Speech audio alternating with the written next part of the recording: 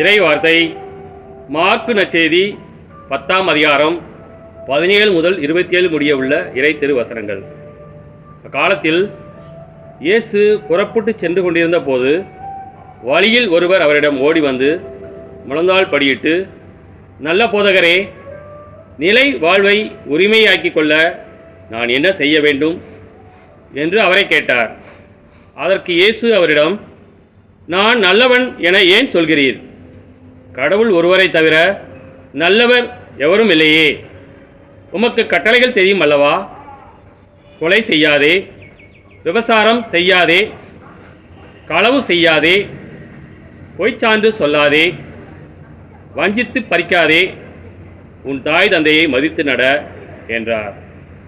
அவர் இயேசுவிடம், போதகரே, இவை அனைத்தையும் நான் என் இளமையிலிருந்தே கடைப்படுத்தி வந்துள்ளேன் என்று கூறினார். அப்போது இயேசு அன்பொழுக அவரை கூர்ந்து நோக்கி, உமக்கு இன்னும் ஒன்று குறைபாடுகிறது. நீர் போய் உமக்கு உள்ளவற்றை விற்று ஏழைகளுக்கு கொடும். அப்போது விண்ணகத்தில் நீர் செல்வராய் இருப்பீர். பின்பு வந்து என்னை பின்பற்றும் என்று அவரிடம் கூறினார்.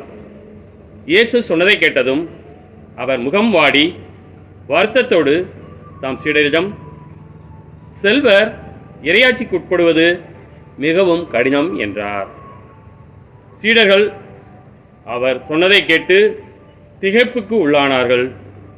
மீண்டும் இயேசு அவர்களை பார்த்து, பிள்ளைகளே, செல்வர்கள் இறையாட்சிக்கு உட்படுவது மிகவும் கடினம்.